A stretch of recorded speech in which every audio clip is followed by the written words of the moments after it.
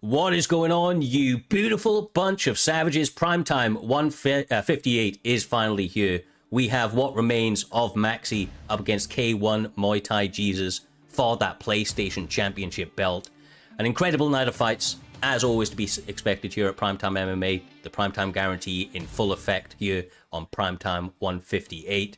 We have 9 fights of pure virtual violence for your viewing pleasure.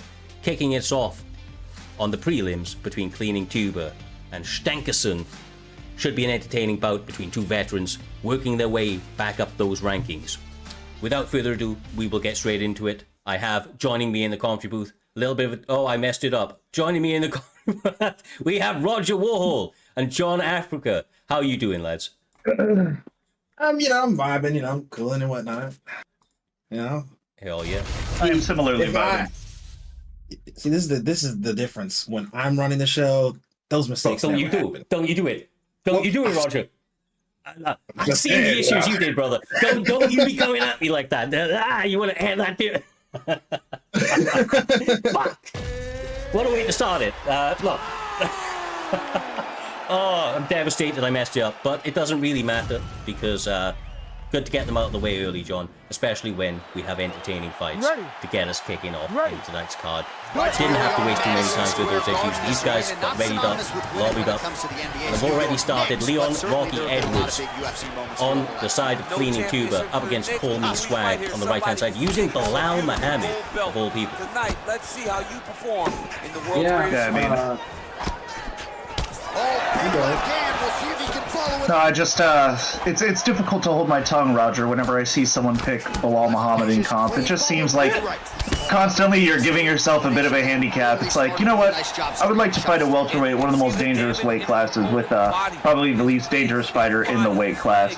So that's the reasoning for my reaction, but what are you thinking, Mr. Roger Warhol?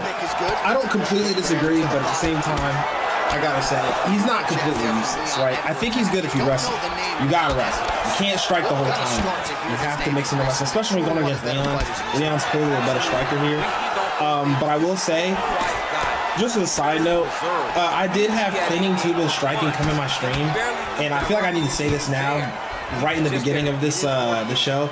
It's come to my attention that, sometimes I give advice about what people should and shouldn't do.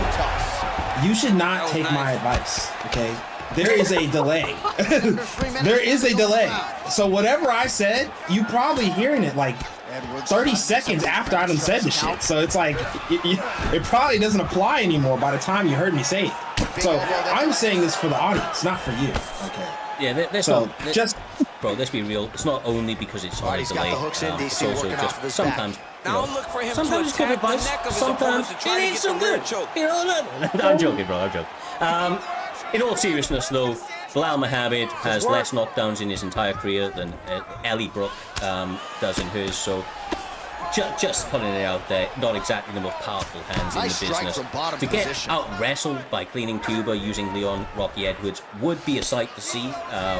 We'll have to see if he's able to hold these positions, but Cleaning Tuber has shown us in the past there, John, under 90 seconds he's very, very good on the mat. It doesn't really matter the pick he has. Yeah, and I mean, you say it would be a sight to see, but I mean, Leon Edwards has great grappling stats, and that's where my problem with a Bilal pick kind of comes into play. Whenever you've got guys like Prime Usman, Shavkat, Leon Edwards, hell, Sean Brady. I mean, these are all guys that have similar skills to Bilal Muhammad, but more finishing ability. And the problem here that Call Me Swag is running into is he's falling behind early. And when you fall behind early, you kind of have to go and put damage on your opponent. And he's not really getting able to do that as he gets put in an armbar here, Roger. Yeah, I agree completely with what you're saying. And like I said, I agree with what you're saying with the pick, but to an extent. I will say this also. I do think Cleaning Tuber is just an excellent grappler. As you see, I think no matter what the picks are, it's still dangerous to go to the ground with Cleaning Tuber. He's not like a slouch on the ground. We've seen him do very well against other fighters on the ground. So even if this dude didn't have Bilal, I think it still would be like a bad idea to probably go to the ground with him. And maybe he picked Bilal for the anti-grappling, which even then, to your point, you should have just picked Usman or something. Like, you could have picked like anybody else. Like, but, you know, it is what it is. You know, maybe he's a Bilal fan. Yeah, and I mean, he's here now. That would make one of them. I was going to say, well, only two. one. Bilal and himself. Oh, beautiful.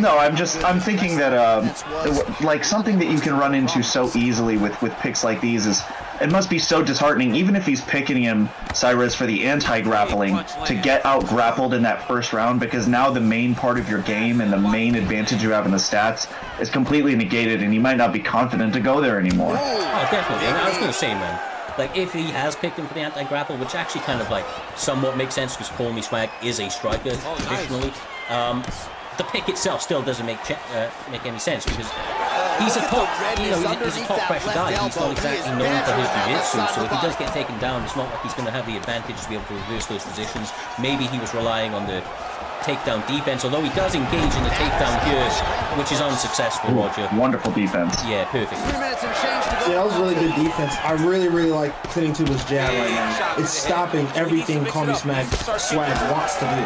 If you see the jab is just literally interrupting anything Call Me Swag is thinking about doing. You know, look at the jab. He starts with a jab, and then he gets a rock with a hook uppercut right after it. I mean, you know, he's starting everything with a jab, and it's working.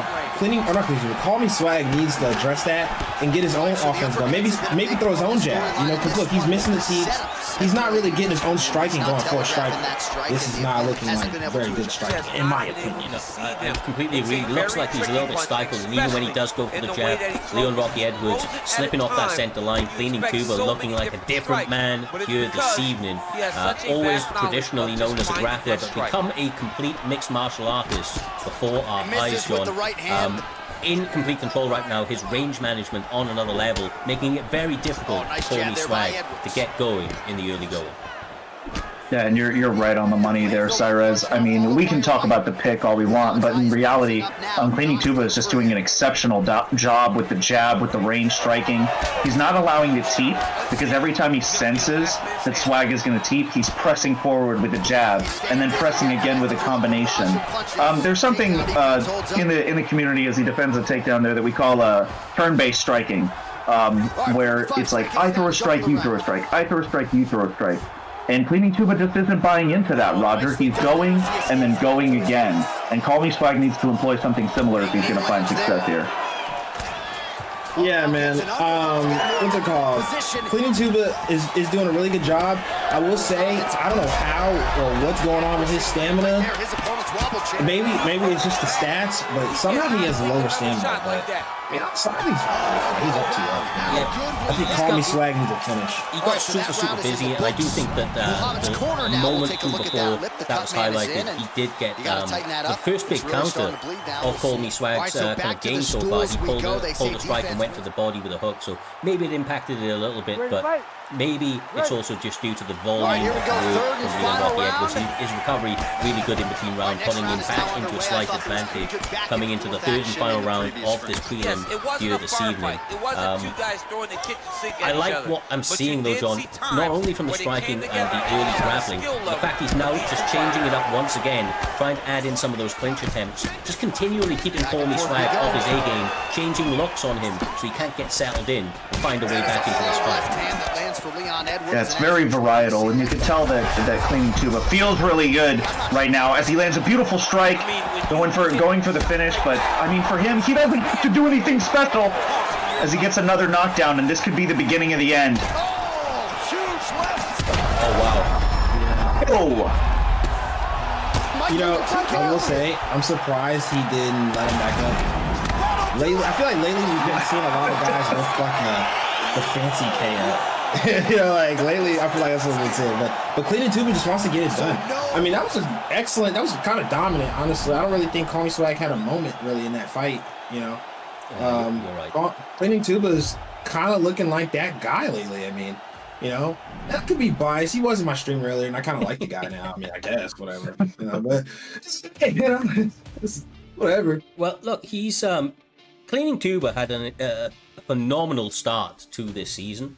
I think he went like 3-1. He's currently riding at 4-4 right now. He was on a bit of a losing streak after matching up with some really, really tough names in the division. Getting a nice bounce back over an undefeated guy in Call Me Swag. Call Me Swag, this was his first live card of the season. He went 2-0 in the amateur section, got an opportunity to fight on the live card, went up against a bit of a seasoned veteran in Cleaning Tuba, and ultimately met his match here this evening. Obviously, a lot of opportunity for growth there from Call Me Swag. A little bit of work needs to be put into that grappling and anti-grapple to kind of compete with somebody like Cleaning Tuba, because I feel like the nervousness of the grappling threat really kind of put him on his back heels and put him off his A game. We've seen him strike so much better against other top names in the past, so I feel like that was maybe the recipe to Cleaning Tuba's success. Excellent game plan, excellently executed, and it moves us on very nicely to the second fight of tonight's card, which is going to be between BK Viper, who's currently rocking a 1-0 record on the pro section, ranked number 16 very early on in the season, so obviously you can get these positions in the top 15 after 1 or 2 wins, going up against Jay Rilla, who is currently 2-0. I am talking absolute shit, as Doctor just put in all caps. This is scrapped. I talked it up. That fight is scrapped. You were yapping for like 2 minutes straight about something that's not even bit of an exaggeration, my man. I ain't having it. Damn. I'd say 45 seconds at the most, but we'll be moving on to the next one. In that case, I'll pull up the graphic for this one, and that is Ben Jammy stepping in there. And Ben Jammy will be going up against Dezinho, the long-awaited return of Dezinho, who is 2-0 on the amateur side, up against 1-0, number 15th ranked Ben Jammy. Should be a fun one. If anybody doesn't know, Dezinho, being around the block, entertaining style, very good with the striking.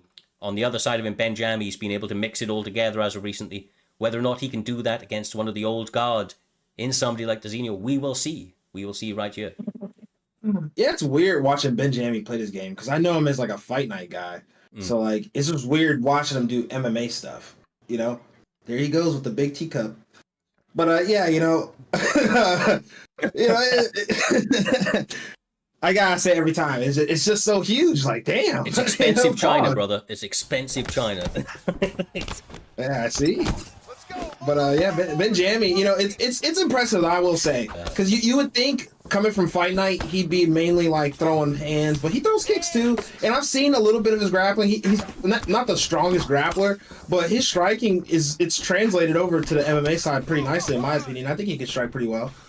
So I think it's going to be a great fight, considering we're getting 2 strikers here. We get to see what Ben Jammy can bring to the table against Dezinho. Right now he's getting his face punched off, I'm not gonna lie, but some of that was a little bit of block breaking. Nice not check hook, but nice hook there by Ben Jammy. I love what Dezinho is doing to start off the fight. He's really pressing with the jab. I mean, sometimes whenever you're fighting a wrestler like a Umar Nurmagomedov, a Dvalishvili, Sterling, some players will tend to prefer to go backwards and play the black line so that they can anticipate the takedowns and counter the striking. But I think Dezinho has gone with a much more appropriate approach here, pressing behind his jab. Anytime Ben Jammy stops, he's throwing that jab hook.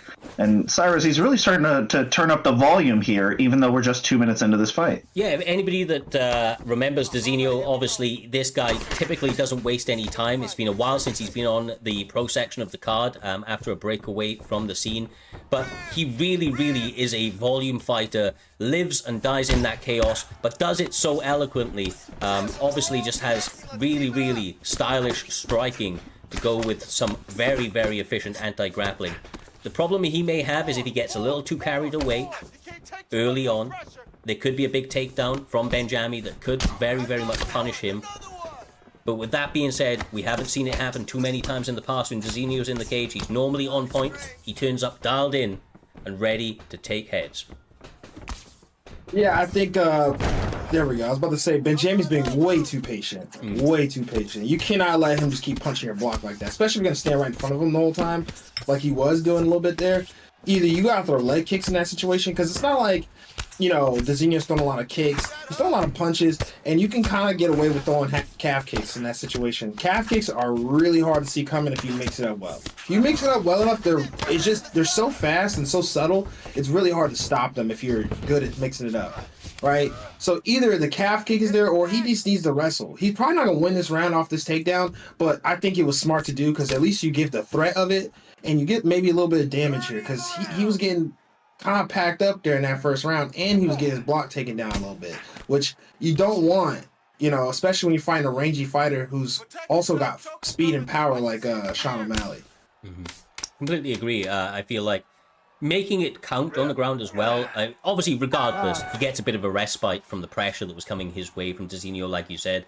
But the more he can kind of rack up that ground and pound there, John, the more it's going to stick in Dezinho's mind, and he's not going to want that to happen again. And that will then inevitably open up the strikes and the clinches for him. We'll have to see how they bounce back into this one, but if history tells me anything, it's that Dezinho will not waste any time. He's going to get back to walking him down from the very, very get-go. Yeah, and I think as both of these guys kind of try and break in the top 15 of their respective division, I think it's really important that in a high-level guy, you want to see that he can make adjustments. For Diazinho, he doesn't really need to do anything different. I think the volume game was working for him. I think he's came with a smart approach of not kicking and get himself caught. And he's fighting real smart on the inside, feinting and striking. But for Benjamie, he needs to adjust and get out of the fight night mindset, as you said, Roger, and score himself a takedown as he does right there. Yeah, I think this is smart because he's just getting outstruck, and honestly, it could be a mindset thing. Going back to the fight night thing, maybe this is because on fight night you can kind of get away with being patient like that. There's more rounds. There's more to think about, and you can kind of use the block a little different in that game because there isn't really a block meter in that game.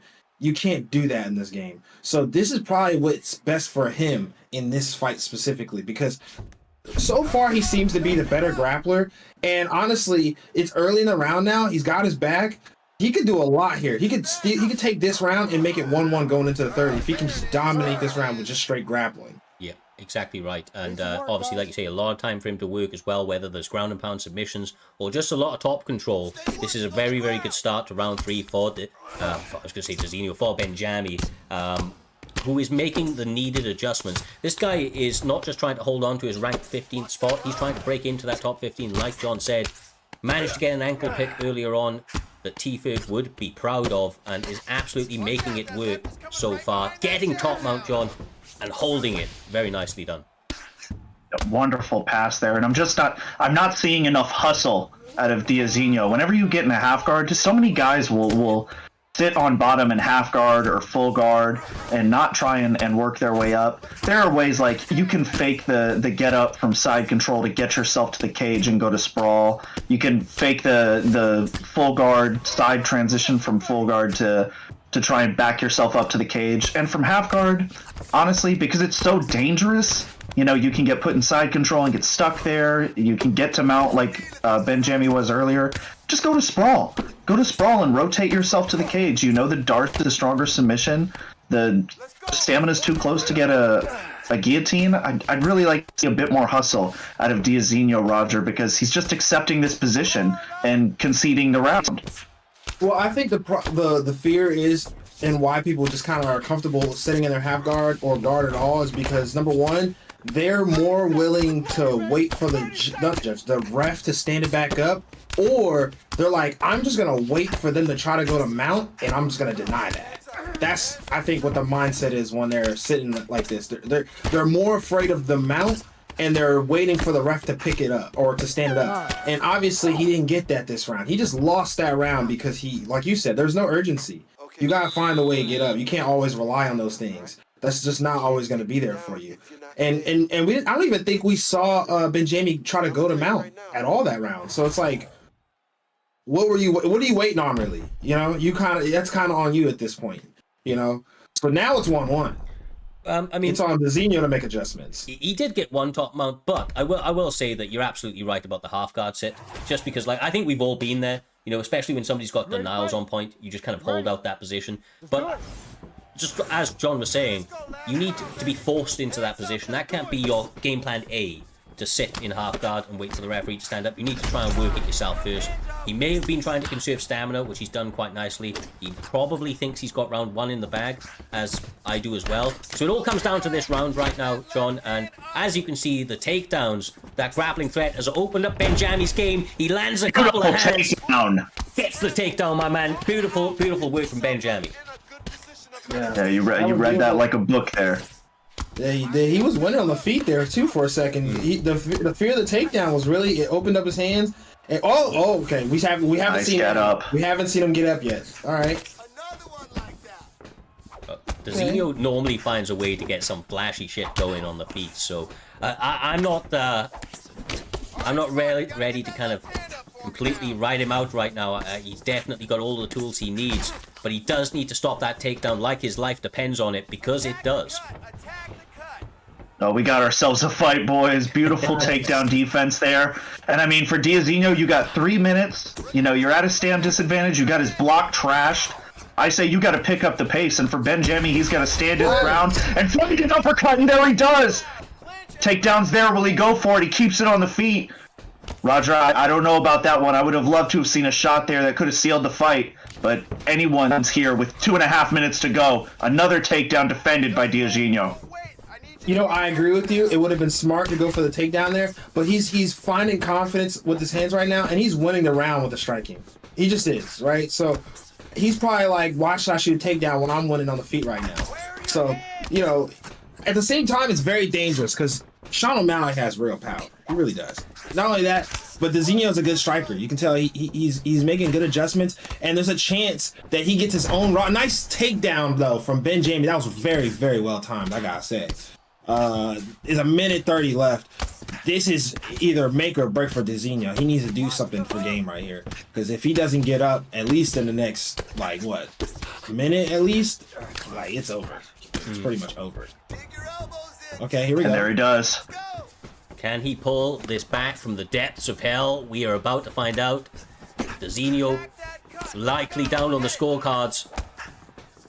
Needs to tap in to that kind of Neo Matrix level shit that he's hit in the past, because right now Benjami trying to run away with this one. Yeah, and I still think this fight is up for grabs. If he's able to get a rock drop, he can really pull something off here. But man, Benjami has just fought a beautiful third round. Ooh. Nice defense from Benjami. Nice to stay composed. I can't believe he didn't get a rock with that pull elbow. Oh my goodness, I'd be mad about him. I'd be screaming. Oh my goodness. Oh, he got the takedown at the zero as well. Yeah, he got the takedown. Hey, yeah, it's crazy because anybody else land that pull elbow, they're getting knocked out. Like, I swear. That's crazy. He didn't even get a rock. Like, goddamn. Disappointing for him, but he still gets the W here. They flashed the end or the fight stats, which obviously give away who won the fight. That is Benjami's fight. Congratulations to him. He was the ranked guy, so you'd think that based purely off the rankings, he would have been the favorite coming into this one. But I mean, those in the know would know that Diazinho was probably low-key the dark horse of that one. Kind of a legend of the old guard that run into some troubles here this evening. Benjami showing that there's life in the up-and-comers in the division, and he showcased a complete mixed martial arts game, Roger, to, you know, what looked like a difficult start, to turn that around in the round 2 and round 3, to kind of finish it pretty dominantly. A little bit of trouble at the end, but all round, he really performed well in that round 2 and 3 and kind of started to try and run away with it, to take Diazinho out of his game.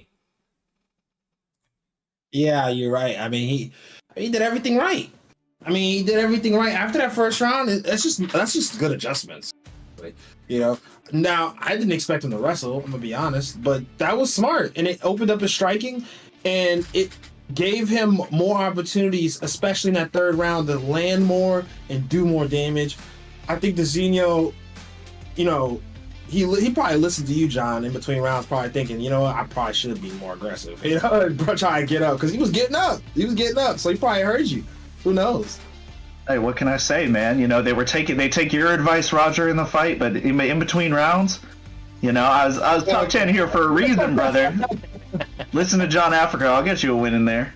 Okay. He ain't wrong. With that one, lads, we move on to the featured fight of the prelims. Obviously, we had one of the prelims scrapped, so We are already at that point. Featured fight of the prelims here this evening between BK. I'm just going to call him Oat. Oat Head Kicks, is that right? That's Oat Head Kicks, isn't it? Yeah, up against the one and only Versatile. Is Versatile still in What Remains, or am I tripping? Yes, he is. He is. Founder. What Remains. Yes, sir. What Remains of Versatile. He's the founder of What Remains? I did not know that. Him, myself, Killer, and Vuck were the four founders. Okay. And Roger too. And Roger too. Roger don't even play UFC. No, I'm joking. Roger's pending a tryout. We're trying him out later. We'll discuss it. Well, without further ado, we will get into it. We have Versatile using Sean Strickland. Excellent pick for him, in my opinion, with the style that he brings to the table. And then obviously standing across from him, we have Oat Head Kicks using the one and only Israel Adesanya. Now, Head Kicks has really showed some impressive striking in the past. I will say though, and John, you'll know this better than most, the type of chaos that Versatile brings to the cage, it can put anybody off that, trying to stay traditionally sound in your striking. That ain't always going to work against somebody that brings the hell and leather to the octagon. Yeah, I mean, you look at our camp and kind of what defines us, what our style is. You talk a lot of strategy, a lot of analytics. We try and do video research. We write out game plans on all of our guys. We try and approach everything very smart. Forget all of that because it's not going to apply here. Verse just goes out there and fights. This dude is a scrubber and he goes down early. But here's the thing. It's par for the course though. Verse has to get dropped for him to wake up. So, BK Oat Head Kicks has a great opportunity here, Roger, to make a name for himself off a legend in Versus style. And I tell you what, that's a hell of a start. Yeah, this is the thing, right? Verse, in my opinion, and I say it once and I say it again, he's a bit one-dimensional. He goes one way, one speed. Okay, he has one speed. He's gonna come at you. He's gonna throw a lot. Okay, and that's what he's doing right now. And it's kind of biting him in the ass. And I'll tell you why. Because I agree, Sean Strickland is somewhat of a good pick. The problem is Sean Strickland don't got no power. So there's not that much to respect, number one. And number two, Oat is doing a great job at hitting him in between his strikes. That's what Oat's doing well.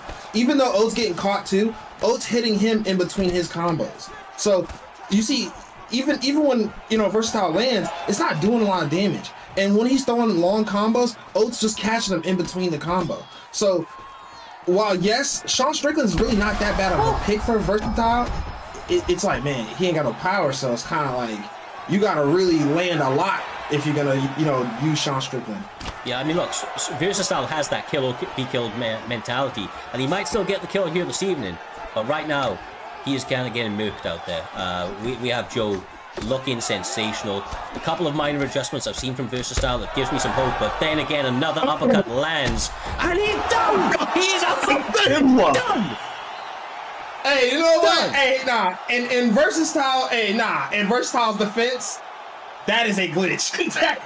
that he cannot defend that kick. When you're getting up, you can't defend that kick. There's nothing you can do. There's literally nothing you can do. Bro. In all honesty. God. He did get killed though, but that's an unblockable head kick. Look, you cannot block that head kick. He had his guard up. You cannot block it. But his block was fucked. He just got knocked down. So I don't know. Glitch or not, that boy just got put the fuck out on that canvas. That's all I'm saying. I low-key feel bad for him because he did have his block up. I ain't gonna lie. There's nothing you could do for that. Even if you have full block. Like, I'm dead serious. Like, it's unblockable. Like, Jesus, man. Jesus, that went so quick. Roger sounded like he's Versus teammate right now. Listen, I mean, that was a great performance by Oat Head Kicks. He was doing his thing.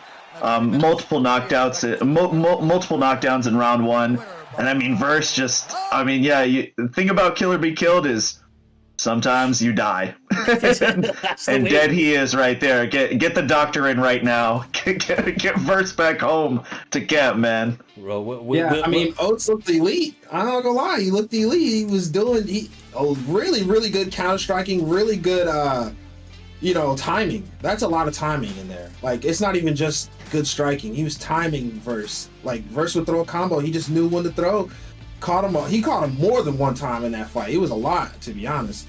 So, I mean, Oats just, he looks like he's that guy. I mean, this is my first time watching a fight. I ain't gonna lie, but he looked really good. And putting verse away like that easy. I mean, you gotta be somewhat good or something. You gotta be pretty good to do that, you know. Look, I'll just put it out there real quick right now. The first 1, 2, 3, 4, 5 fights of tonight's card all had somebody ranked, obviously in the pro section of the rankings, and then somebody that was 2-0 on the amateur side. That's how tonight's card was constructed. A lot of opportunities for these guys from the amateur cards, the unaired section of the Primetime MMA, to get their opportunity at live cards. And I'm just going to put it out there. So far, all the guys on the pro section have absolutely cleaned house. Some fights more competitive than others, but this is... Oh, fuck, man. That was crazy work by Old Head Kicks. Tune in for that guy in future. Now 5-2 in the division. He was ranked number 11 going into that one. I'll be interested to see where he finds himself in the rankings after that win. Round 1 knockout really helps you point-wise in the ranking system that we have here at Primetime MMA. Finishes mean points, and points mean advancements in those rankings. It does mean, though, here, John, that we now move on to our main card. We still have the best part of 5 fights scheduled for tonight at Primetime 158, all leading up to that PlayStation Championship belt. The next one is the last fight of a kind of an amateur record, if you will, trying to find their way onto the live card, getting their first live card of the live card fight of the season, and that's going to be between Fia Michi and, my God, if you don't know, Keza, stepping back into the cage. He went 2-0 on the amateur record. Absolutely one of the old guard, has had many accomplishments to his name, and really likes to go out there and put those paws on you. So I want to say that this is a genuine test for either one of these competitors, whether you're Keza getting that opportunity back on the live card, or whether you're Fia Michi trying to showcase that you're the one that deserves to be on the pro section. This one, they're saying Keza pulled out. No, what? It's Harley. Harley? God damn it! Damn it, Keza. Damn it, Keza. Oh my I hate you, gosh, brother. he did it again. I don't feel... Roger, mate. Don't test me, my man. Don't test me, all right, my man? Don't do it to yourself. Don't do it, bro. Again. Fuck. For fuck's sake. I swear to God, man. I swear to God, me and you, we are going to have a fight. And I ain't talking about UFC 5. We ain't talking. You see Swaggy traveling about, trying to choke people out. I will come out to wherever the fuck you're from. Now, it's all love. It's all love. Look, Fia Michi up against Harley. Actually, the same thing applies. Harley is 2-0, gets his on the amateur section, gets his opportunity on the live card. Without further ado, we'll get the fuck into it. Bro, you got me raging. I'm sweating over here. How dare you? How fucking dare you? What? I mean, twice now. I mean, you know. Bro, I will pull up one of the cards that you did. You want to go there? I remember a time when I was running the show, and I don't remember making these kind of mistakes. But hey, you know, that's you don't remember it, bro, because you didn't know this shit. I'm gonna crash the fuck out. No, I'm joking. Oh, kind of, not really. Anyway, Fia Michi stepping in the cage up against Harley. Interesting pick, Dan Hooker. We don't see too many Dan Hookers out here, especially up against a pick like Charlie Olives. I think Charlie Olives is going to have the advantage in most positions, other than the fact that Dan Hooker's incredibly durable. I say that as he gets fucking flatlined. Oh my gosh. Yo, I swear Cyrus has a curse. Like, every time. It happens at least once a card. Like, he says something, and it curses somebody. I can't believe I didn't knock him out. That was some real-life Dan Hooker shit. I ain't gonna lie. He got head kicked, and he ate it. Oh, my lord. Michi is coming out hot. I mean, I feel like these last 2 fights have gone by so fast. I feel like I've said one sentence between two scraps. No, this is crazy, and I mean, I respect a Dan Hooker pick, but you're out of your mind if you're trying to win. I mean, Dan's great and all, I mean, you know, and he's a dog in real life, but fighting guys like Charles Oliveira, Islam, you really want to have someone a little bit stronger, I think, Roger. But I like what Harley's doing here. I mean, he's staying in there, you know, he's not giving up on himself, and he's actually getting some good damage off. Yeah, you know, if we're talking at the highest level, right? I see what you're saying. At the highest level, you want to make sure you pick the closest, like, matchup you can in terms of like fighters, right? But I wouldn't sleep on Dan. Like Dan's got really good range, can strike pretty well, pretty good. Like he has pretty good striking stats. Now grappling, okay, but striking wise, which is what this is so far, he can make this work. I think the problem is Mitchie's fighting at 100 miles per hour right now. Oh my God! Yeah. Oh. I mean, just it might be over. It's over. Goodbye. I mean, Oh, he's done.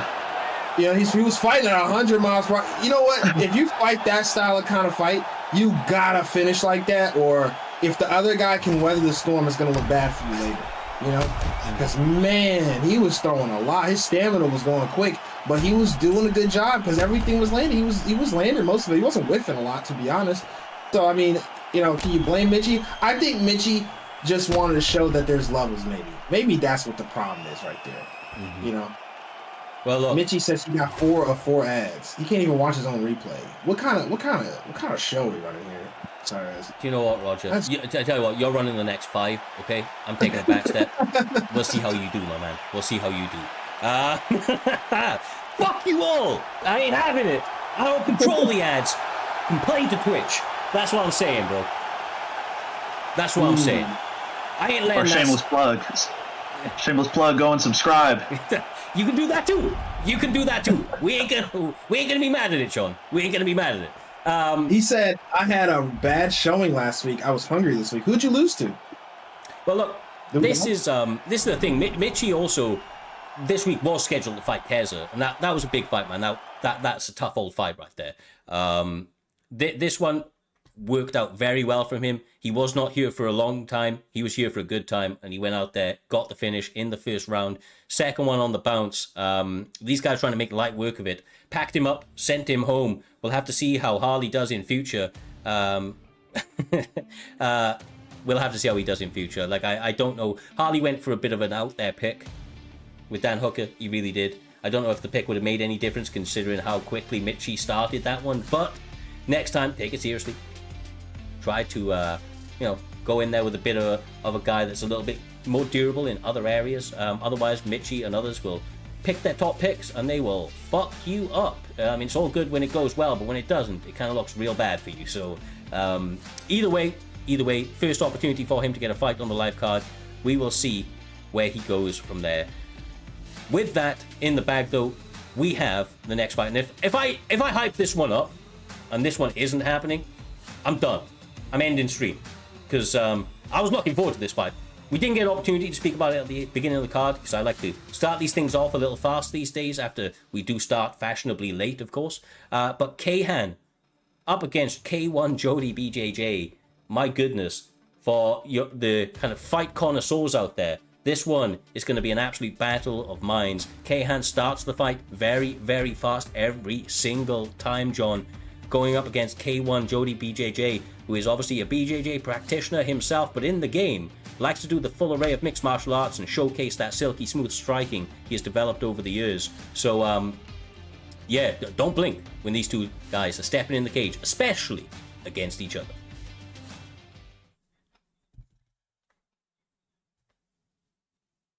Yeah, I gotta say, I am a big fan of Jody BJJ. I'm not gonna lie. I think he's like, I like his rise to the top. I like the run that he went on last season. I like this guy. I think he's really good. I think he's easily he's gotta be top 5 in prime time right now, in my opinion, in terms of just skill level. I think he's really good. I think Kahan's pretty good as well.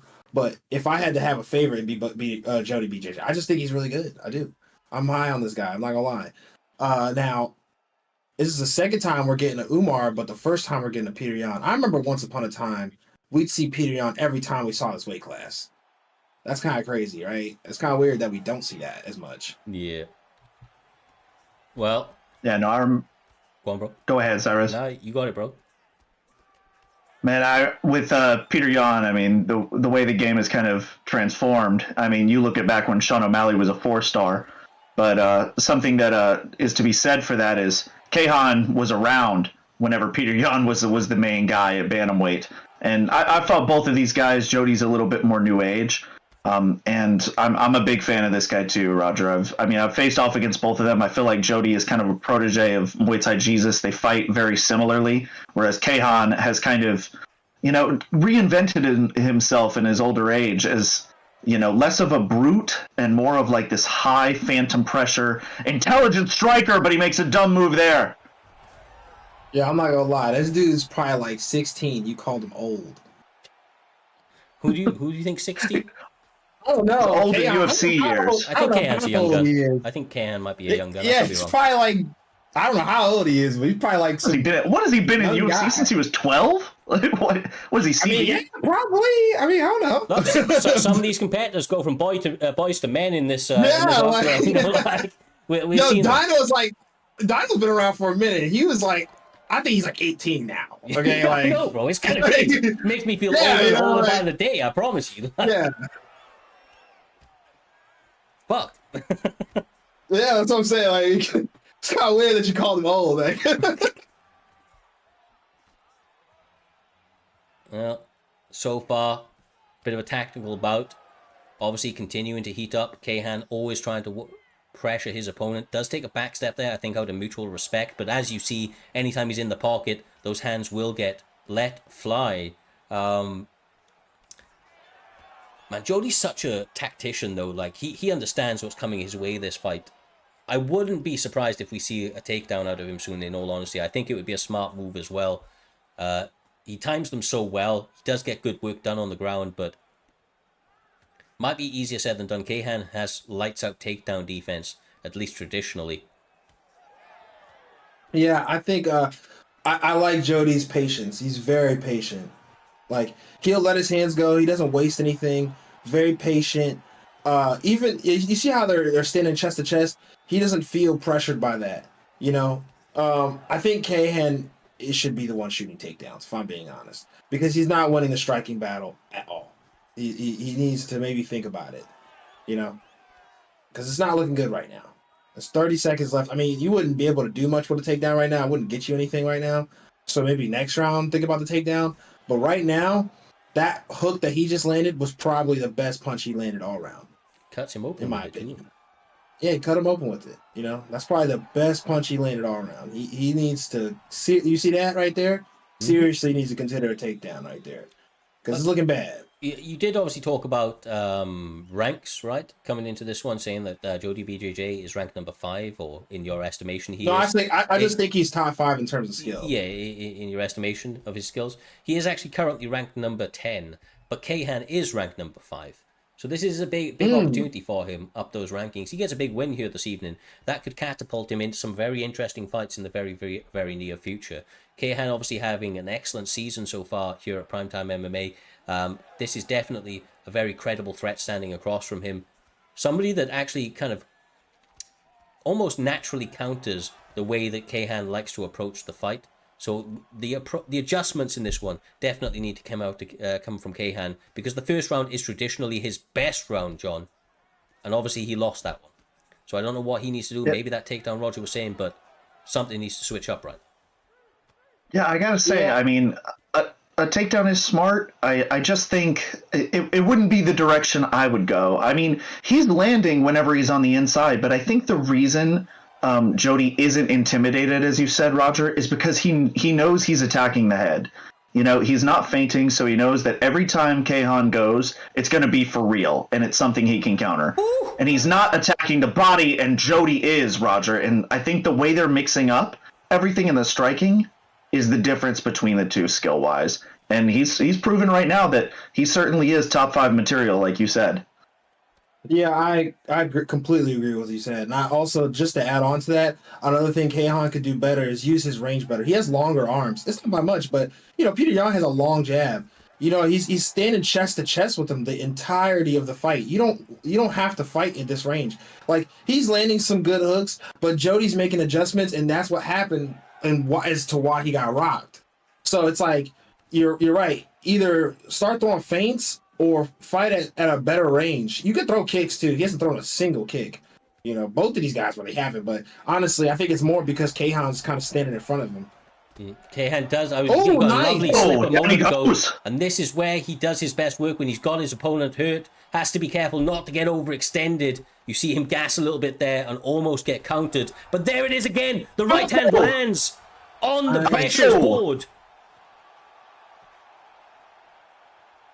Yeah, it's looking bad for Jody BJJ. And honestly, he made a few mistakes there. That's why he got dropped. But I will say, it's also, and I'm going to sound like a broken record here, but it's also because the block is being broken. Let's be real here. Okay, the block is definitely being broken a little bit. But hey, that's a part of the game here. That's what EA wants, apparently. So that's what we're going to see at this level.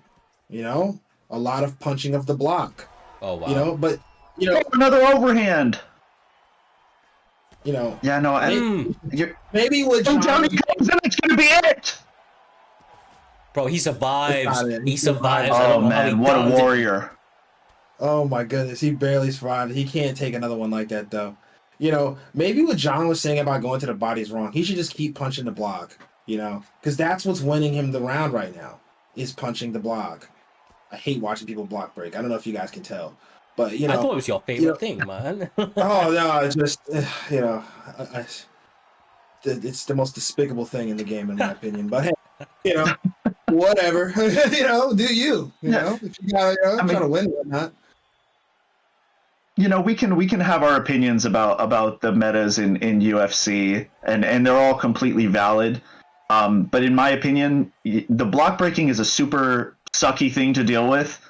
But I think for Jody, there are ways he could be countering it that he's just not doing. You know, he's going for takedowns, but he's going for the more traditional, you know, turning takedowns rather than trying to clinch, trying to slip and get into the clinch, trying to slip and shoot a takedown, you know, double leg bailing. I mean, there are ways he could be dealing with the pressure of Kaihan a little bit better, Cyrez, but as he takes another one and goes down, he's not handling it as well as he should. He survived that. Yeah. Oh my gosh, I thought it was over. Like, I mean, you're right. Nothing you're saying is a lie, John. Nothing you're saying is a lie. You're right. It might be a bit more difficult now after that most recent knock, but I did think he needed to go first. It's too what a late counter. now. Head health's done. That's it. All over. Kahan somehow finds a way back into this fight. Pours on the pressure. Once he got him hurt once, it was all downhill from there. Just absolutely started to light him up. Like I said, he's like a shark out there, man. He smells blood in the water. He ain't wasting any time. He's going to get after it straight away. Definitely got that killer instinct and finds a way to a finish. Definitely defending his rank number 5 spot in the division. Probably advancing a little bit after that one. I just want to add a little quick side note. You know, there's a guy in the chat named Matrix Reborn 420Z saying, if people want to just hold the block the entire time, yeah, I'm gonna break it. This is the problem with you guys. This is the problem. Let me go ahead and break this down. How many times did you see Kahan go to the body? John Africa pointed it out. He didn't go to the body. He didn't throw any body kicks. You know what he did? He stood in front of him with Peter Yan, with arguably one of the best blocks in the game, and punched Jody BJJ's block for 90% of the fight, in a fight he was losing, up to the point where he got a good counter. I'm not going to take nothing away from him. He did get a good counter, which dropped him. And then from that point on, he continues to punch his block. And there's really not much Jody can do but sit there and let this man punch his block. Now, you could wrestle. Like John said, that's a good point. You could shoot some takedowns, right? But it's not a matter of he's just holding his block the whole fight. That's not what he was doing. If that's what he was doing, then yeah, there's something to be said there. But that's not what Jody was doing. He wasn't just holding the block the whole time. He was fighting back. He was hitting him more than he was getting hit. So what are you saying to me right now? I mean, listen, before we, just because I know we got to move on and get past this subject, I take things like this, I find, you know, opinions and points like this to be very, very interesting. And everyone knows I'm the only guy in this commentary booth that is also a player. And tell you what, I'm a top 10, French top 10. You know, I'm putting on the analytic glasses. Get me in there next week against Kahan and you commentate, Roger, and I'll show you that block breaking is not a factor, man. I promise you right now. Tell the doc, make it happen, and I'll get in there and show you block breaking don't mean nothing in this league or anywhere. Okay, so you know what? I respect the call out. I love the. That was a hell of a promo right there. We got to make the fight to me on a silver platter, man. I feel like we got to make the fight now, right? But it doesn't detract from my point that block breaking is a problem. Now, just because you can stop it doesn't mean that let's be real. Are you telling me to my face that you've never been block broken before, or there's not a single person at prime time that can block break you? I am telling you that right now. No, it's happened. It's happened. But I was about to say. But I think if you're a true elite, if you're ready to be a champion, then you can deal with anything in there. And I think I think either myself or someone else, like a champion like if you put Maxy in there, or a CV, I feel like you try and block break those guys, it's not a viable strategy, and I think that's by design. Look, I agree with that as well. I do agree with that. I will just jump in, and the last thing I'll kind of say on this before we move on is that I will watch a block breaker over a grapple spammer any day of the fucking week. But so throw those hands and throw them good. But in all seriousness, I ain't a block breaker. It fucks my game up. It's why I don't play it personally anymore, because I'm old and I got outgrown by the new throw-in 100 strike meta. So I can't do it, bro. I can't do it. Reactions aren't there. Either way, these guys can. We may see John Africa in the cage next week up against Kahan. Kahan respectfully responding in the chat a moment ago. Cholo was cut in. Absolutely always cut in the best of promos. We absolutely love it. With that one in the books there, lads, we move on to the next one, the last fight, before we move on to our co-main and main event of this evening. We have Striking with a Q up against the one and only SB Naz. Look, if you've not been around the scene for a little while and you don't know, you're about to fucking know. Striking, an incredible guy, as his name suggests, that does the silkiest of smooth striking. And of course, Naz, an absolute savage, a former double champion, multiple-time PlayStation, multiple-time Xbox champion, with a number of other accolades to go along with his name, on top of being one of the top content creators in the space on YouTube.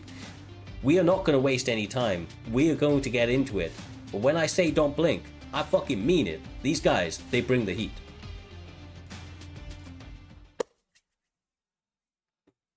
Welterweight there, John. Looks up again, Kamaru. If I get a Kamaru pick out of Naz, I'm surprised. That's a surprising pick for me. I mean, a confident pick. It's a great pick, I think. It kind of matches Naz's style, if you ask me. Ready. I think he has great boxing, and he can wrestle. And not only that, the stamina game is perfect for what he wants to do.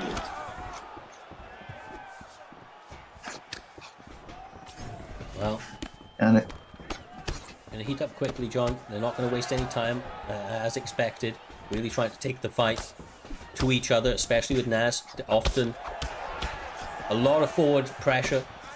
He will back off and play that back foot sometimes, but I don't imagine that's going to be the case here this evening with Kamaru Usman. Beautiful counter work right there. Ooh. Tagging up the body, couple roundhouses land for Striking with a Q, using Leon Rocky Edwards. It's crazy because I can't take watching Nas lose a first round or start slowing round series because I've seen him come back so many times. It's kind of hard to say anything in the beginning, to be honest with you. Mm-hmm. I feel the same way.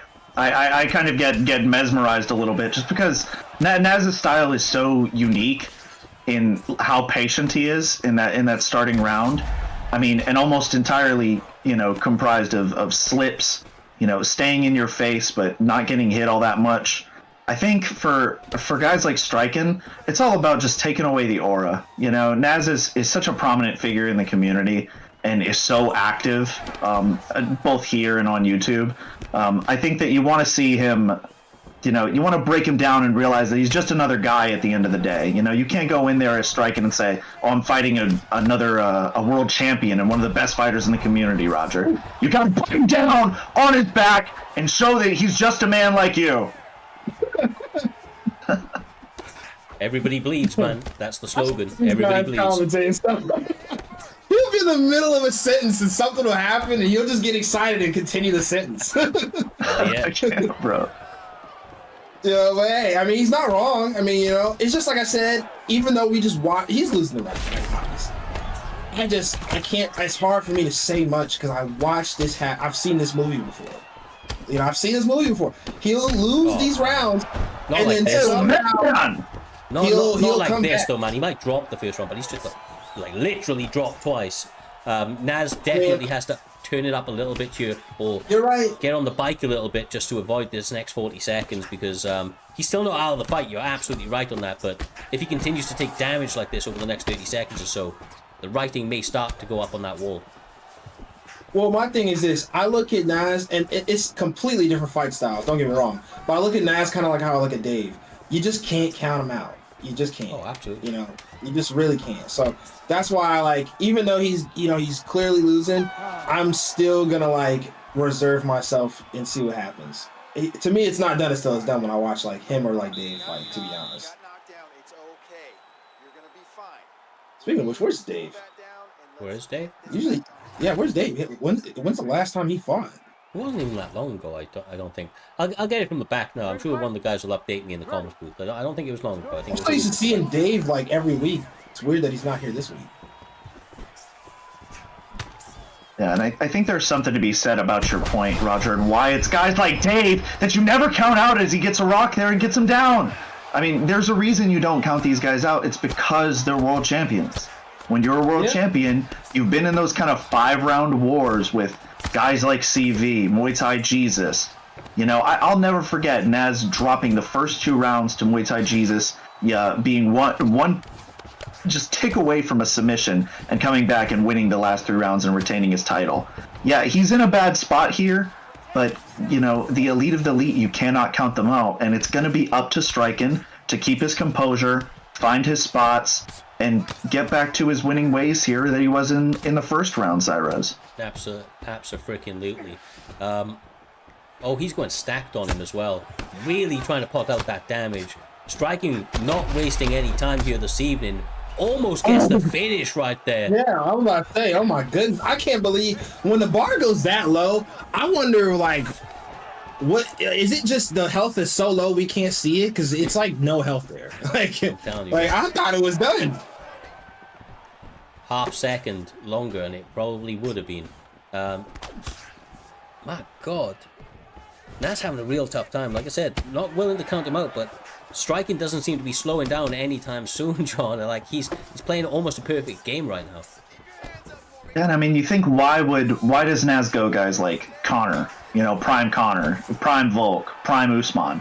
That force of nature is such a strong perk, and whenever you don't get it going early, for those who may not know, force of nature is whenever you have more health than your opponent, you take less damage. And he didn't get that active right off the bat because he took so much damage, and he would have to do something monumental to get it back. So it really puts you behind. And Striken is putting him further behind with every second that goes by. He may be seconds away from a finish here, Roger. I think Striken's timing and the strikes that he's throwing are just better than Nas right now. And not only that, but he's doing a really good job of mixing it up to the body, kind of confusing Nas, making Nas think. What you see with a lot of guys is, when they fight Nas, they mix it up, but I don't think they mix it up this well. That's why we don't see. Oh my goodness! There he goes! And this is when Nas turns it up. Bro, one shot again. One way. Yo! Oh my God! It's not over. He's done it. Oh my fucking God! Don't ever count this man out. FB Naz does it again. JUFC sucks is on your screen. Naz, you are a menace to society, my man. He always has these loaded up. He is a menace to society. I told you, bro. That's why I don't like counting this dude out. That's why I was being quiet when he was getting dropped and shit. Because I'm like, bro, I've seen this movie so many times. This dude, he be getting his ass whooped, and then he somehow get a KO at the end. I don't know how he keeps doing it. This is not the first time he's done this. He did this to Fadinator twice. He did it to Striking now. Who else did he do this to? He does this to everybody. God damn. I think he did it to Dex Primacy too. Oh my goodness. Look, Naz of old, he would just come out there and smoke people. But you're right. As of recently, he's been kind of getting tested a little bit more and more and more. And some of these guys are taking him to really deep water. I never count Naz out, but I was getting close at that point. Like, striking was pulling him to work right there, bro. He was landing hands on him from the opening bell to the last bell. Naz got one opportunity in this fight to turn it around, and my fucking goodness, did he take it. He jumped on it, followed up with that ground and pound, almost got it, then didn't waste any time, John. He poshed up instantly again and followed up with a couple of consecutive strikes to take him out of there. Then threw up the JUFC you suck, and JUFC, funnily enough, is in the next fight. He has been on an absolute murdering streak in this entire division. So you know that these guys, they're about to collide. These are friends turned enemies, man. They used to train together. They've been on each other's neck, both in the Discord and now with Naz's call out quite clearly on your screen. So expect to see these guys meet down the line, especially considering that they're both continuing their winning ways. But my man John Africa, we now hit the co-main event of this evening with the aforementioned JUFC stepping into the octagon up against SB Fortify, a teammate of SB Naz. Yeah, I mean, an excellent fight here. And man, Naz is one of those guys, you either love him or you love to hate him, because, that JUFC sucks on the screen acts as such a perfect segue for us as commentators into this fight. Jay has recently joined WR, so he's been in the camp with us, getting some work in with guys like Maxy, Vuck, myself. He's a real talent, and I mean, SB Fortify has been on an absolute tear. I know he's known as a bit more of a ranked warrior, but it's going to be really interesting to see how he transitions here, going and jumping up a level. Similar to how Skunky Nut got a chance to a couple weeks ago. It's a big jump in competition and a huge opportunity, Roger, for a guy to make his name and maybe secure a title shot here in Primetime MMA. Yeah. I'm mad that Cyrus just left, because where is Nut? Where has Nut been? I have not been able to commentate a Nut fight since the last time I commentated. I do miss watching Nut fight, I will say that, but while we're watching JUFC, I am a fan of JUFC, actually. The last few times I watched the fight, I think he only lost once out of the times that I've watched the fight, but he looked good in all the fights, in my opinion. I've never seen Fortify fight, to be honest with you, so this is new for me, for watching that guy fight, but I know JUFC has solid striking, and I think, as funny as it sounds, or not as funny as it sounds, but I think JUFC is a good match for you guys' camp and your style. You guys, I don't know why, but he kind of matches your camp style a little bit, in my opinion. But yeah, very much so. Yeah, and we thought so too. I mean, I think for him, a lot of deal with whenever you're a solo guy and you don't have a camp and you're trying to win a world championship, like I don't think Jay had a camp whenever he went in to fight CV and took him to round 4 with Conor McGregor in a fight of the year contender.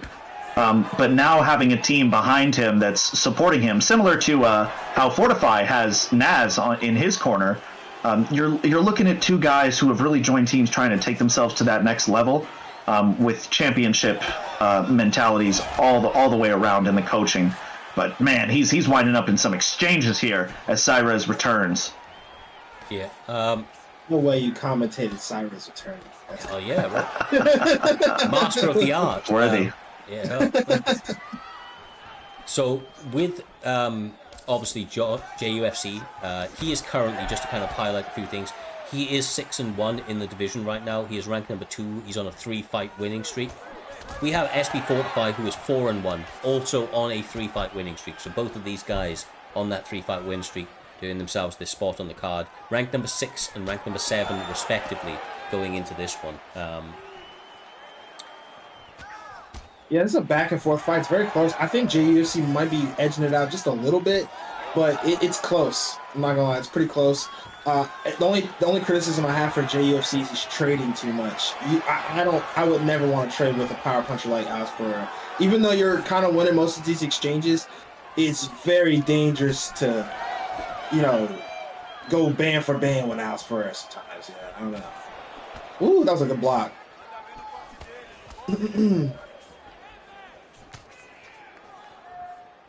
This is a good fight, though. It's very back and forth right now. It's very close. It's a good matchup. This is a good matchmaking right here. I'm not gonna lie. Nice body shot. Fortified. I love the pace. I mean, you see a lot of really nice little idiosyncrasies in SP Fortify striking. I mean, you see these little tiny back steps that he's doing. I think the criticism for both guys is that they're both trading too much. You know, I think for SB, he has a little bit more leeway because he has the power advantage.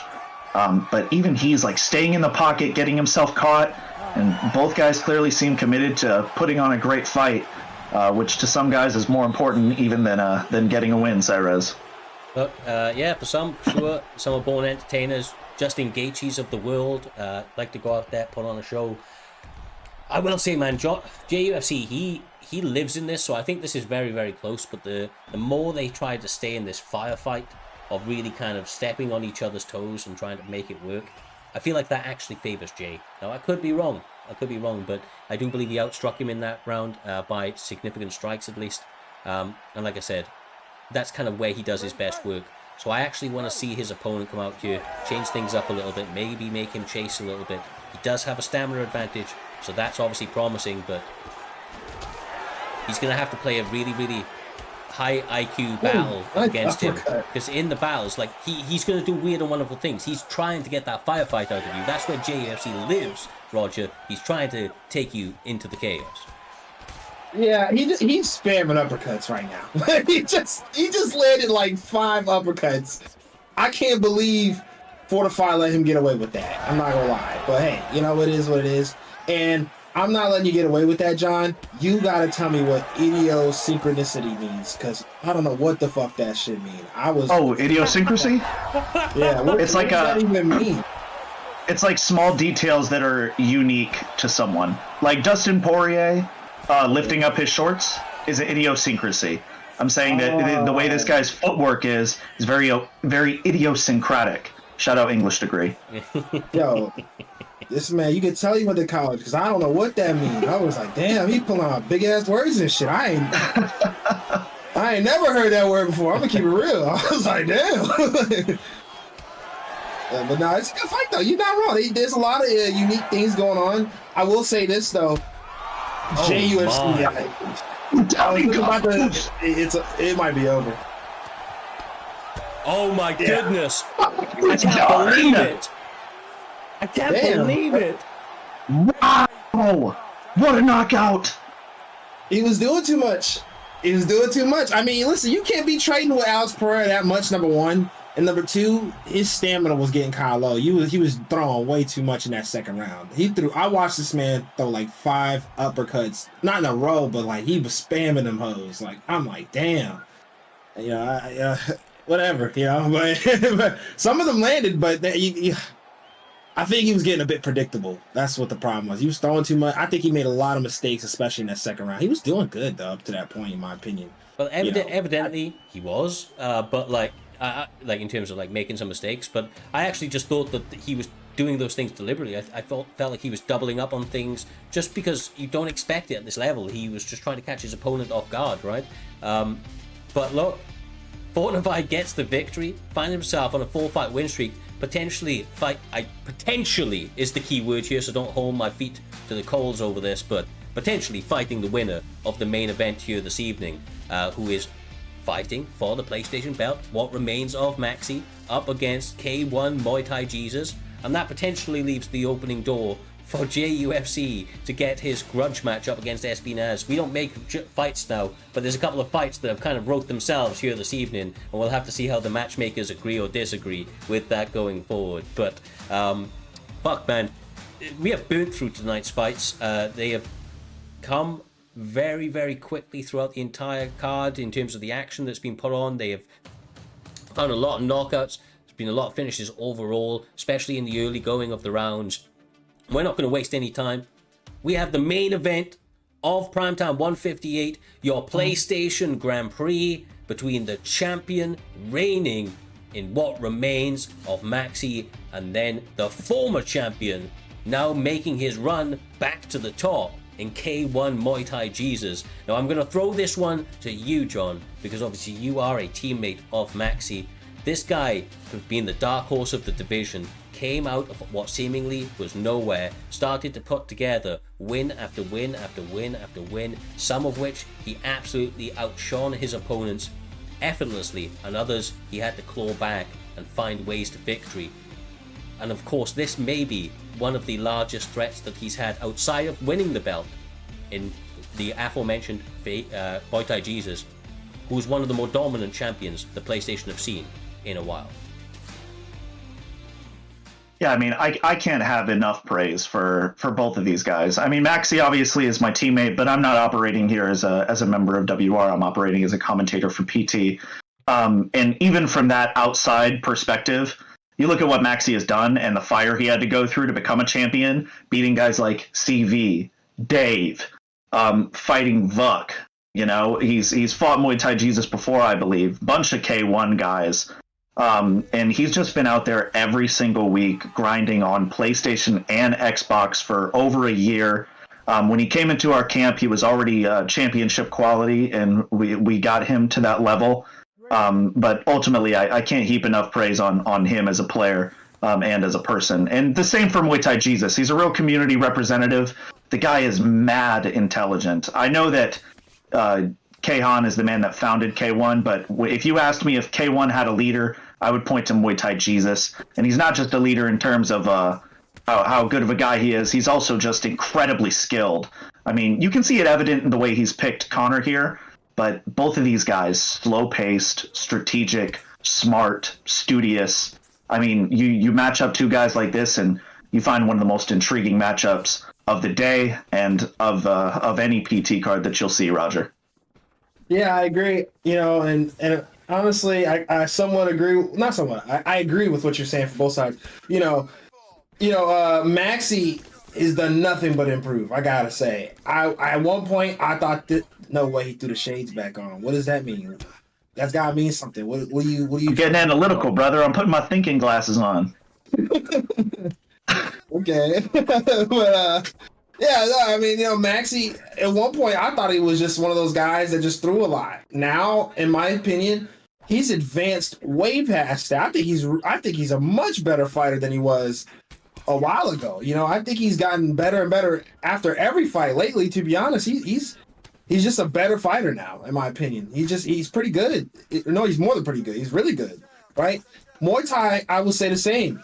Muay Thai is a former champ, and he had some losses that set him back, and recently he's looked unstoppable. So I think this is like a true number one versus number one guy right now, in my opinion. Like, this is a very big fight, and this is probably Maxy's toughest fight in a long time, probably since the CV fight, in my opinion.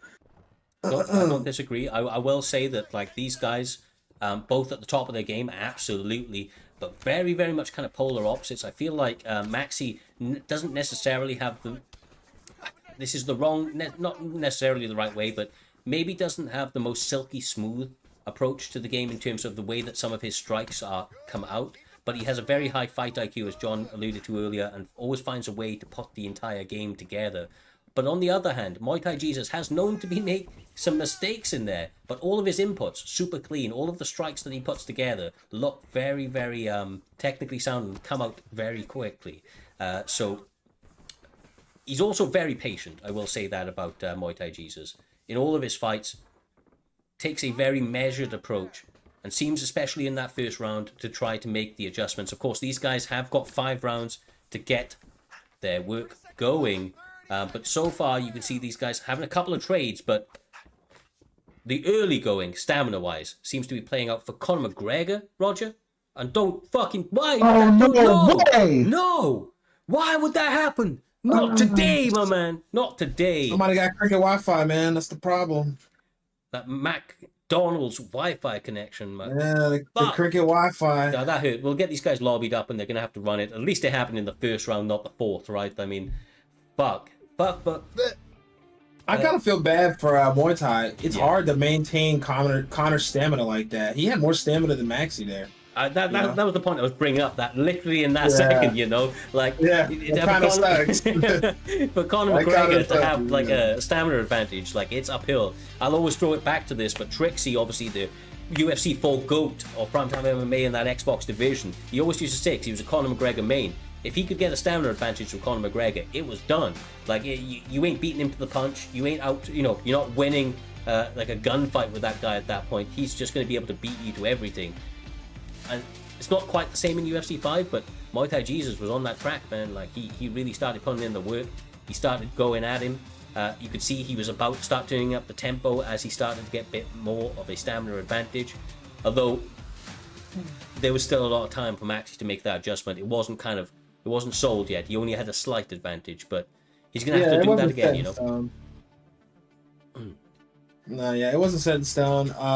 You know, I do feel bad. I feel bad for Max, not Maxy, for more. It was more. It kind of sucked more for Muay Thai, but who knows what Maxy would have did. Do we even see Maxy shoot a takedown yet in that fight? Nah, yeah, no, he had not. Yeah, so who knows? He probably would have shot a takedown in the second round, or at some point in the fight that could have changed things, or maybe he had a game plan that we had yet to see implemented. I know John Africa is a big fan of saying they have game plans, they study film.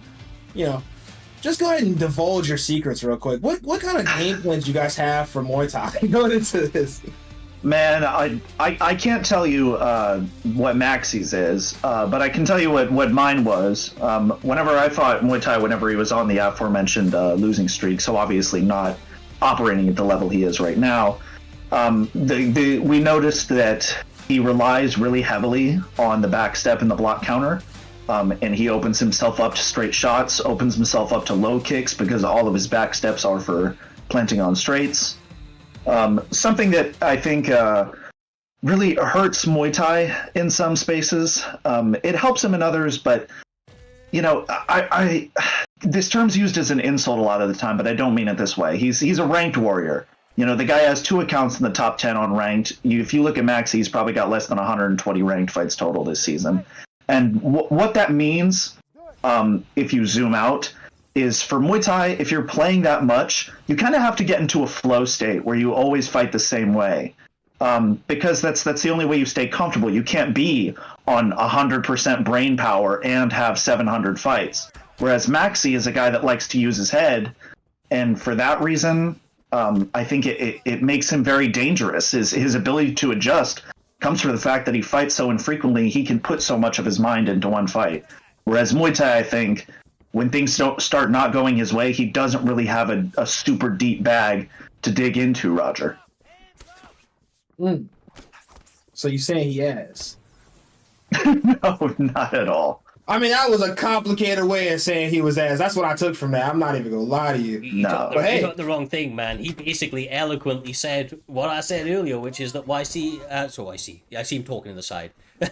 Maxy is a thinking fighter, absolutely, man. Like this guy. I said maybe it comes from the fact he doesn't play a lot. Not all of his inputs look as smooth as MuayThaiJesus, but like he always finds a way of being able to outthink his opponent in the octagon to find a way to victory. And on the other side of things, and it makes sense, I didn't know he had 2 accounts in the top, that top, do you say top 100 or do you say the top 10? I don't know. Top 10. Top 10 of the world. So he has 2 accounts in the top 10 MuayThaiJesus, and it makes sense, man. When you look at his inputs, they're super clean. When you look at his range management, it's super clean. This guy doesn't miss. Like, it is, he does real impressive work out there. When he wins, he makes it look real fucking good. So, we'll have to see. This one, actually, a lot more even. I mean, these guys kind of neck and neck right now, and you know that Muay Thai is going to go to that body over and over and over again if he gets the opportunity. As Makhachev, in the hands of Maxy, continues to try and set up some big shots to the head, along with some takedowns. Yeah. You know, I think it's weird now that it's even. Like I said, it kind of affected Muay Thai negatively that the game kind of crashed like that. And I wasn't saying that John Africa was saying that Maxy's ass. It just sounded like a little bit of bias from John Africa saying that Muay Thai's ass. But hey, whatever. You know, it's a good fight. You know, I'm curious to see when Maxy shoots a takedown, because no way you pick Islam Makhachev and don't shoot takedowns, right? That's my logic. Maybe it's right here. No, it's not. Okay, you know, but it's just I'm curious when he will, because I don't think it's a matter of if he'll shoot a takedown. I think it's a matter of when he will. Oh, and I love what Muay Thai is doing here. This is such an underused technique, kneeing the leg, because that takes away the health so fast. Look at how low that leg health is going. He has got to move right now. Yeah, no, and I mean, you know, you can falsely claim bias, but that's not the case at all. Muay Thai is a great fighter. It's just a matter of he has to be in his flow. He has to have the fight be a certain type of way. You know, distance at striking, you know, in range, where he can get his boxing going and work the body. Whereas I think Maxy can fight a lot of different ways. But right now, MuayThaiJesus, I think in that first round, did a great job, Cyrez, of just keeping it his fight. And if he can do that for 5 rounds, he can walk away as champion here today. Oh, absolutely. And that's the thing. Maxy came out making some adjustments from that first, kind of round or almost full round that they got before the connection jumped out, and he tried to make a quick adjustments. Muay Thai absolutely finding a way to keep this in his favor. And I think that once again goes to the repetitions that he does. Works a lot on the game. Definitely has a lot of, the answers to his kind of the problem he kind of presents ready to go. He has his set routines, and it's going to be on Maxy to try and find a way to take him out of that comfortable zone, because he's comfortable in that cage at all times, Roger. As you see, a lovely little check hook landing right there. Yeah. I think they both look comfortable. I think Muay Thai, he is winning the striking. It's not by a lot, but he is clearly winning it. Like I said, it's a difficult fight to only strike with this Connor. Specifically, this version. Like, this version of Connor is the best in the game. And it's not like by a little bit. Like, he's so much better than most of the fighters in this game in terms of striking. It's kind of crazy. Like, so it's very difficult if you're gonna just only strike with them.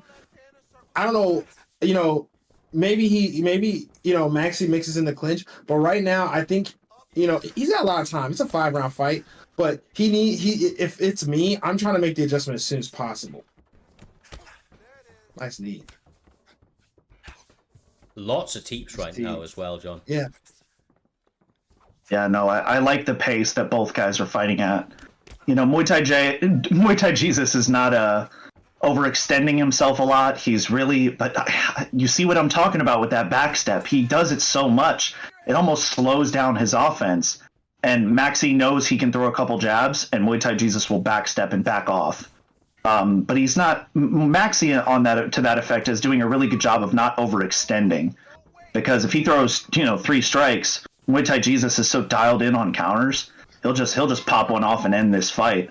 So it's gonna be all. I feel like we got one where, Roger, this is gonna go into the deep rounds maybe, and it's gonna be all who can make the adjustments late. But right now, man, MuayThaiJesus doing a great job just maintaining the distance and fighting his fight. Yeah, I agree with you completely. There it is. There's a takedown, but it was a bad one. I agree. It's going to come to the later rounds, but like I said earlier, if I'm Maxy, you got to make the adjustment now, especially when Connor's stamina looks this good going into round 3. You don't want to have even to less stamina than Connor in round 4 and 5, because then it's just not good. You don't want that. He has a good chin. He'll hit the power. That means he's still got power. There's a good trip right there. 25 seconds. Oh, and beautiful. Maybe get some damage here. He's got him a stat guard. This is a big moment for him. Oh, only 10 seconds. I missed the time on it, but yeah, needed more time here. Not a lot of time. Yeah, it's not. Yeah, I was gonna say he needed more time here.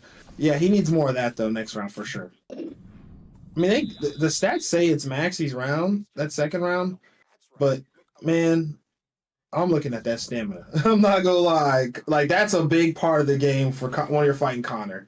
At the end of the day, Connor's so good, and Muay Thai's fighting a good fight. It's just this is dangerous territory for Maxy.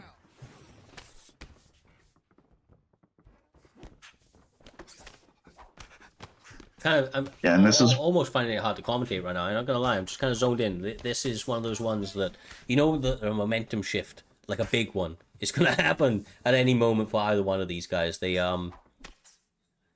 They're really both of them are front runners as well. I feel like when one of them gets an advantage, they typically start to run away with it. So we'll have to see who kind of cracks first under the pressure.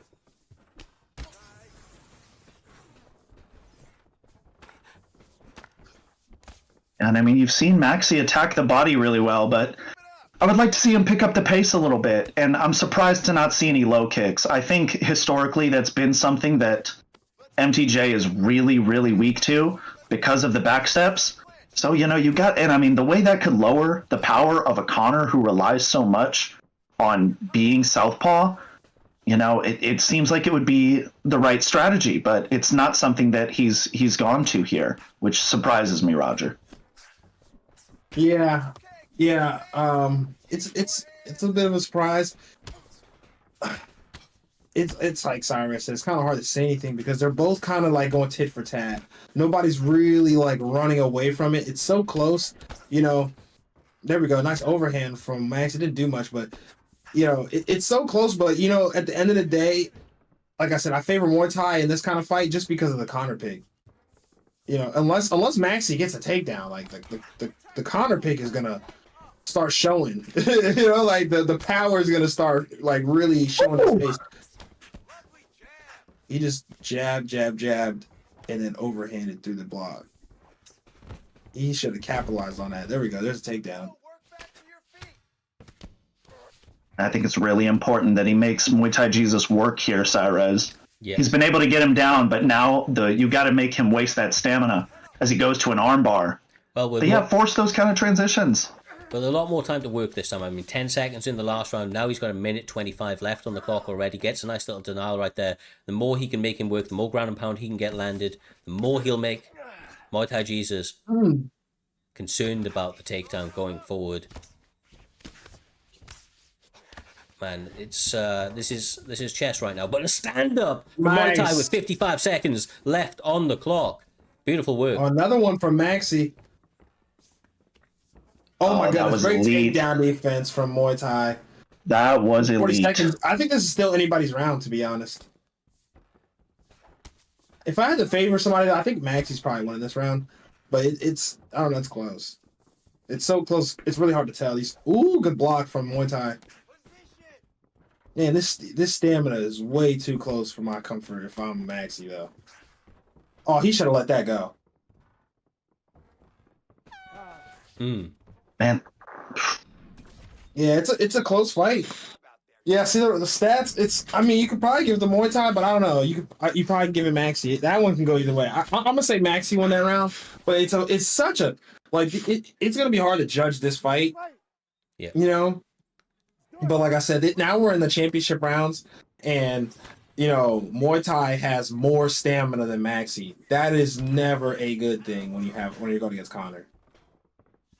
Absolutely. And right. honestly, it only takes one rock too. If Muay Thai gets one rock, it's probably cooked. I'm gonna keep the beat with you.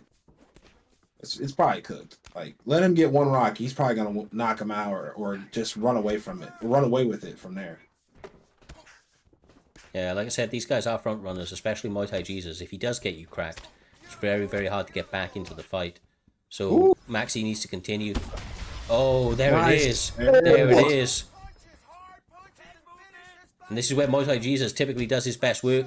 So measured, a sniper with those hands.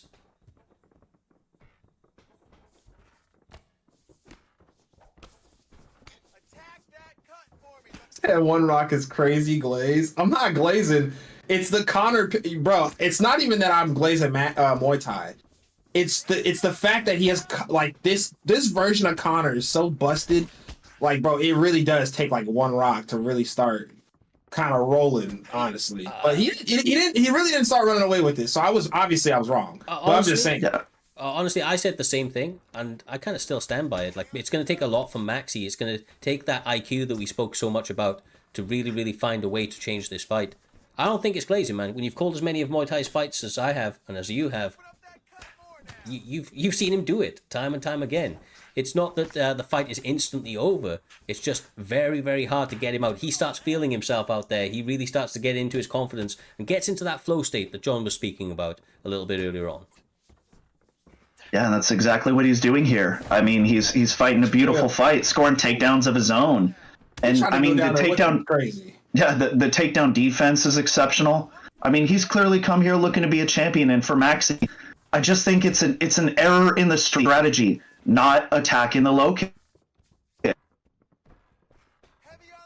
Yeah, and round Hey, 4. is it me? The past or his 2 mic punches, is completely. It did momentarily got- lead back. Am I back? You're back. Okay, yeah. Yeah, I mean, you're back. You're back. Yeah. I mean, you can watch and see that every time he's backstepping, if you backstep, you cannot block a low kick, and he could have really killed this power that is going to become a problem later in the fight. Now, the fight's not over, and it very well could be 2-2, but he's going to have to make some adjustments here, Roger, if he wants to win this fight and maintain his belt. Yeah, I agree. That's why I said if the stamina is this close or what it looks like right now, I would favor Muay Thai, and I stand on it still. Obviously, he won this round. He's probably going to win the next round if Maxy doesn't make a crazy adjustment this next round, because it's like I said, man, this Connor's so dangerous. You gotta. I didn't see nearly enough wrestling from Maxy. Oh, he gets a rock though. And he's still. Oh, I was And going to he's say. going to Stop it. Muay Thai though. Fuck. He still got it though, actually. He got that back, and he got the significant strikes. Oh my goodness. It's so close. This is such a close fight. I don't know, man. I don't know which way this is going. They got a 5th and final round coming up. We are well into the championship rounds. Hitting that final round of the PlayStation Championship bout here this evening. The PlayStation belt on the line. Who walks away champion? We're about to find out.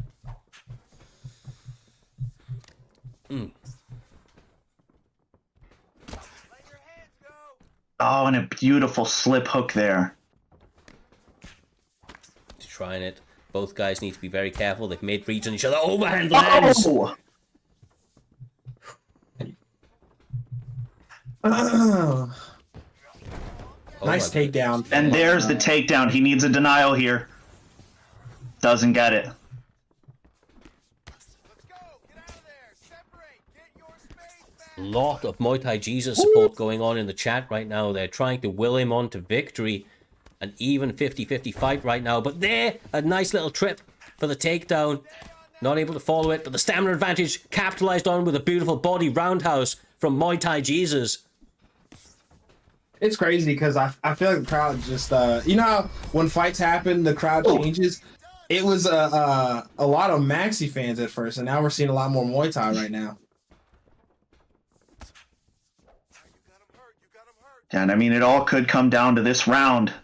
And I love the way that Muay Thai has decided to turn it up in this last round here. You know, he got a stamina advantage, and right now, Roger, he's just running with it.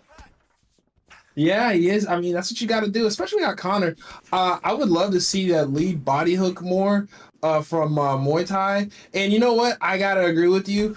In the earlier rounds, Maxy should have thrown the leg kick or the calf kick at least. He should have did something, you know, something different. Because he wasn't shooting enough takedowns. So if you're going to just stay striking with him this much, you got to do something different than what you're doing. Because right now it looks bad, you know.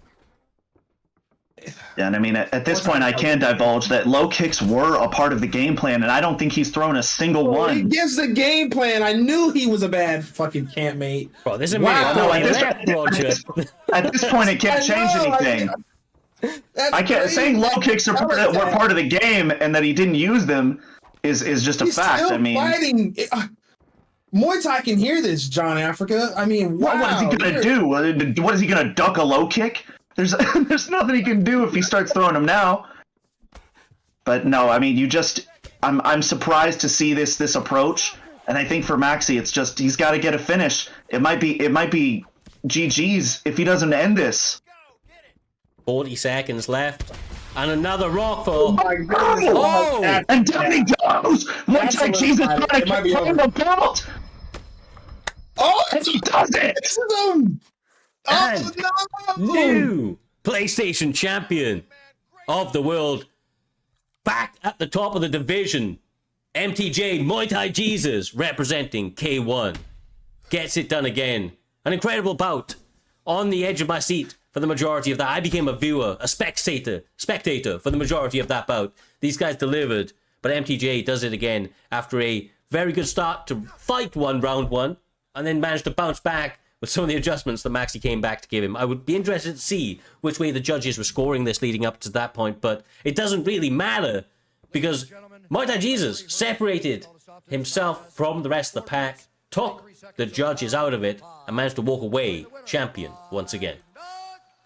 Yeah, he's a 2-time champion now. You know, I gotta give respect to Muay Thai because once he became champion and lost the belt, he started losing his shit, and I was like, damn, is he washed? And then he turned it around, you know. So I mean, maybe he's not a fraud. That's what we do know. We found that out today. Okay, he came back, got the belt back. Let's see how long he holds it. Well, that was a good fight, to be honest. He fought a really, really good fight, and I like the patience. He didn't rush nothing that entire fight, and he got the finish, even though it was like only 30 seconds left. Sometimes that's what it'd be like, you know. You got to just take what they give you.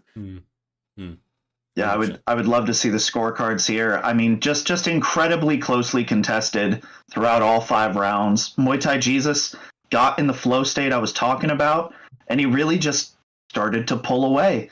And whenever you're fighting a Conor McGregor, you cannot let them pull away and start backing you up. God. And not only that, Maxy was up. Oh my He God. was 20 seconds away from maintaining the championship. Nah, hold on. Go round by my round. God. Go round by round. Oh How my did they give him fucking round God. 1? How did they give him round 1? Round 3's a toss-up, but they didn't give him round 1? I'll be completely honest. I mean, I know Maxy, That is and bad judging. I'm not gonna. And I know our team. I don't think we would have been happy to win that way. I think that would have been an incorrect decision. I had it 2-2 going into the final round, and yeah, I'm a campmate of Maxy's, but I felt like MuayThaiJesus had earned that victory on the scorecards as well as earned it with the knockout. So, man, respect to I him. thought it was 2-2 as well. Fuck. Do you know what that is? Screw EA, man.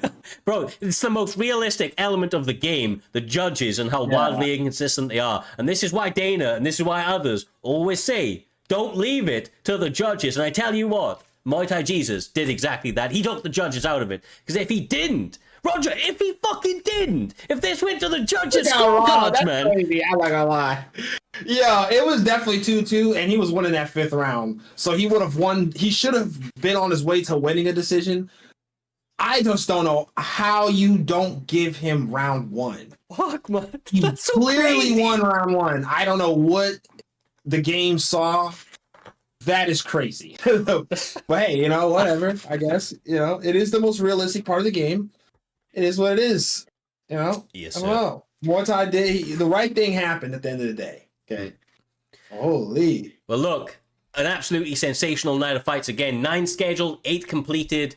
Virtual violence at its finest. The primetime guarantee remains strong here this evening.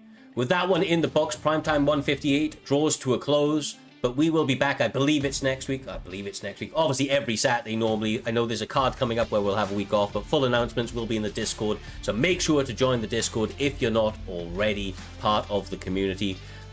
We will now be pushing a raid forward to somebody else in the community. I believe that our friend, my friend and yours, Swaggy himself is currently live over there playing Marvel Rivals. So since he's live, we're going to be pushing that raid forward. Join the raid, show some love, give that man a follow if you're not already. Same with Roger Warhol. This man streams all the time, although a little bit too late for me to watch recently. You have had some wild hours, my man. Yeah, I've been so busy lately. That's why. But been kind of busy. Look, we're going to link him in the chat. Make sure to follow Roger. Once again, same with J Dime. If you're not supporting the guys that support this league, you are fucking slacking. There ain't 2 ways to say it other than that. We love you. We'll see you all next week. Stay safe. Much love and peace out.